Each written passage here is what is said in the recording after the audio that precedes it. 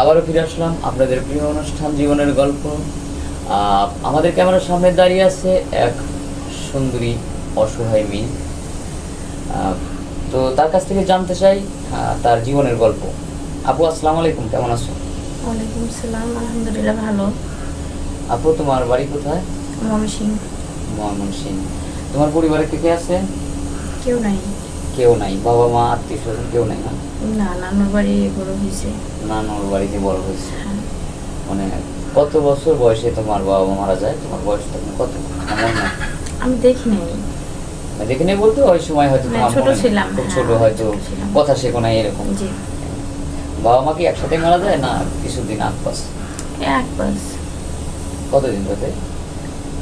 এটা আসলে আমি ও, সেটা জানি তোমার তো না। মনেই নেই, মানে তোমার তো ওই সময় ভালো করে বুদ্ধি হয়নি। এটা তোমার নানি হয়তো জানতে পারে। হ্যাঁ, ওনারা জানে। যাই হোক, তো আমাদের আচ্ছা, তার আগে আরেকটা ভুল করছি আমি, সেটা হচ্ছে তোমার নাম কি? মানে দর্শক তো নাম জানতে চাই। আমার নাম সোনিয়া। সোনিয়া। আর বাড়ি তো ময়মনসিংহ বলছো নাকি? জি। আচ্ছা, এখন আমাদের ক্যামেরার সামনে মানে কেন আসছো?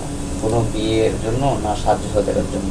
না, আসছি তো বিয়ের জন্য, কারণ আপনাদের মাধ্যমে তো অনেকের অনেক ভালো কিছু হচ্ছে। অনেকে আসতেছে, কেউ তো আর খালি হাতে ফেরত যাচ্ছে না। হ্যাঁ। তো ভাবলাম যেহেতু আমার কেউ নাই, আচ্ছা, তো যদি আমার জন্য আপনারা কিছু করেন। যাক, আমরা আসলে কিছু করতে পারবো না, করবে হচ্ছে সৃষ্টিকর্তা, যিনি আমাদের সৃষ্টি করছে। আমরাও ছিলাম মাত্র। তবে আমাদের এখানে এসে কেউ মানে ফিরে যায় নাই, নিরাশও হয় নাই। কোনো না কোনো উপায় আমরা বের করে দিয়েছি। যাই হোক, আমরা চেষ্টা আছি বা চেষ্টা করব, যেহেতু আমাদের কাছে আসছো, নিরাশ হবে না। তো আমরা ভিডিওটা পাবলিক করার পরেই অনেকেই নক দিবে। তো তোমাকে পাবে কিভাবে? আমার তো ফোন নাই, তো আপনাদের মাধ্যমে আমার আর কি আচ্ছা, আসতে হবে, কারণ আপনাদের সাথে যোগাযোগ করলে আমার পাওয়া যাবে। আচ্ছা। আমি তো এখানে যেহেতু আসছি, আমি আবার আসবো।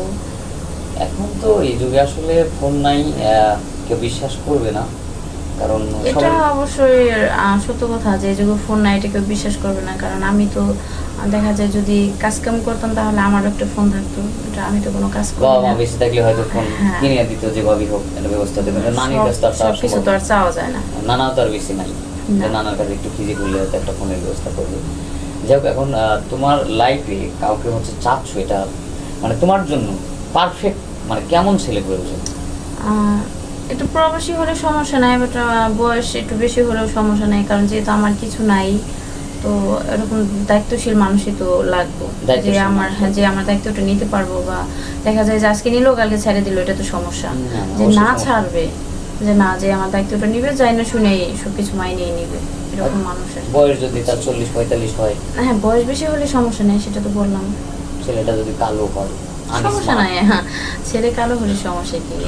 আনস্পট হলেও সমস্যা নেই। না না, এটা সমস্যা নেই। অবশ্যই মন ভালো লাগবে, যাতে আমারে বুঝে, যেহেতু আমার আপনজন নাই। হ্যাঁ, আমার অবশ্যই বুঝতে হবে। আচ্ছা আচ্ছা, ঠিক আছে, বুঝতে পারছি। যাই হোক, আমরা আর স্কিপ বাড়াবো না। আপনারা শুনলেন অসহায় মেয়েটির কথা। তার কোনো ফোন নাম্বার নেই, আমাদের স্ক্রিনে নম্বরটা দেওয়া থাকবে। কেউ অযথা ভিডিও কল দিবেন না। আর সবারই শুভ কামনা করে বিদায় নিচ্ছি। আল্লাহ হাফেজ।